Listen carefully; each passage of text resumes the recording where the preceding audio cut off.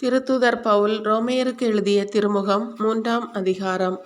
அப்படியானால் மற்றவர்களை விட யூதர்கள் பெற்றுள்ள சிறப்பு என்ன?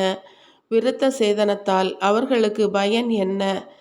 எல்லா வகையிலும் அவர்கள் பெரும்பயன் பெற்றுள்ளார்கள். முதலாவது, கடவுளின் வாக்குகள் அவர்களிடையே ஒப்படைக்கப்பட்டன. ஆனால் அவர்களுள் சிலர் அவ்வாக்குகளை நம்பவில்லை. அதனால் என்ன?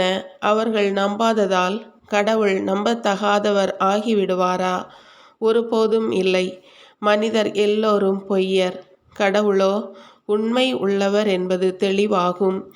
ஏனெனில் உமது சொற்களில் நீதி வெளிப்படுகிறது, உமது தண்டனை தீர்ப்புகளில் வெற்றி விளங்குகிறது என மறைநூலில் எழுதியுள்ளது அல்லவா? நீதியற்ற நம் நடத்தையின் மூலம் கடவுளின் நீதி வெளிப்படுமாயின் நாம் என்ன சொல்வோம்? கடவுள் சினந்தெழுந்து தண்டித்தால் அவர் நீதியற்றவர் என்போமா? இதை நான் மனிதர் பேசும் முறையில் சொல்லுகிறேன். ஒருபோதும் இல்லை. கடவுள் நீதியற்றவர் என்றால் எப்படி அவர் உலகிற்கு தீர்ப்பளிக்க முடியும்? என் பொய்மையின் மூலம் கடவுளின் வாய்மை வெளிப்படுவதோடு அவரது மாட்சியும் பெருகுமானால் இன்னும் நான் பாவி என தீர்ப்பளிக்கப்படுவது ஏன்? அப்படியானால் நன்மை விளையும்படி தீமையை செய்வோம் என்று சொல்லலாமே. நாங்கள் இவ்வாறு கூறுவதாக சிலர் எங்கள் மீது வீண்பழி சுமத்துகின்றனர். இவர்கள் தகுந்த தண்டனை பெறுவார்கள். அப்படியானால் மற்றவர்களை விட யூதர்களாகிய நாம் மேலானவர்களா? இல்லவே இல்லை. ஏனெனில் யூதர் கிரேக்கர் யாவரும் பாவத்துக்கு உட்பட்டிருப்பதாக ஏற்கனவே எடுத்துரைத்தாயிற்று. அவ்வாறே மறைநூலிலும் எழுதியுள்ளது. நேர்மையாளரே இல்லை, ஒருவர் கூட இல்லை. மதிநுட்பம் உள்ளவர் ஒருவரும் இல்லை. கடவுளை தேடுபவர் எவராவது உண்டோ? எல்லோரும் நெறி பிறழ்ந்தனர், ஒருமிக்க கெட்டுப் போயினர். நல்லது செய்பவர் யாருமில்லை, ஒருவர் கூட இல்லை. அவர்களது தொண்டை திறந்த பிணக்குழி, அவர்களது நாக்கு வஞ்சகமே பேசும். அவர்கள் உதட்டில் உள்ளது விரியன் பாம்பின் நஞ்சு. அவர்கள் வாயில் சாபமும் கொடுமையும் நிறைந்துள்ளது. இரத்தம் சிந்துவதற்கு அவர்கள் கால்கள் விரைகின்றன.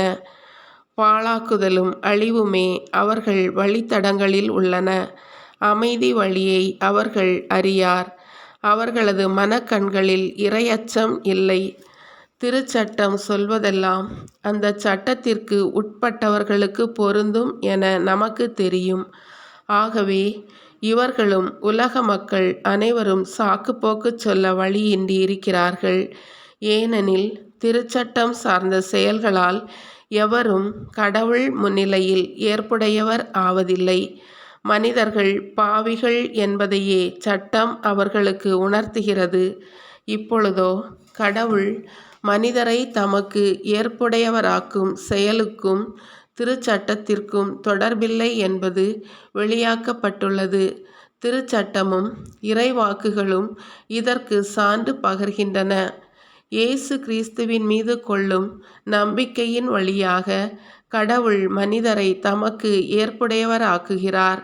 நம்பிக்கை கொள்வோர் அனைவரையுமே அவர் ஏற்புடையவராக்குகிறார். அவர் வேறுபாடு காட்டுவது இல்லை.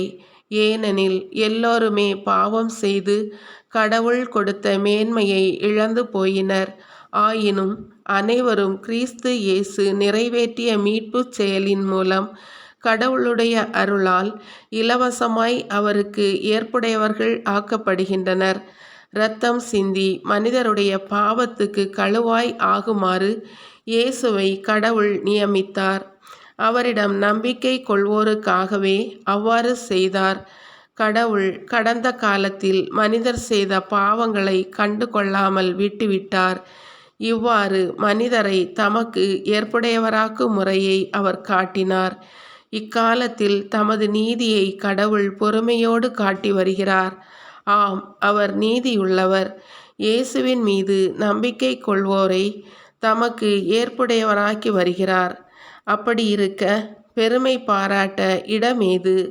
இடமில்லை. எந்த அடிப்படையில் பெருமை பாராட்ட இடமில்லை?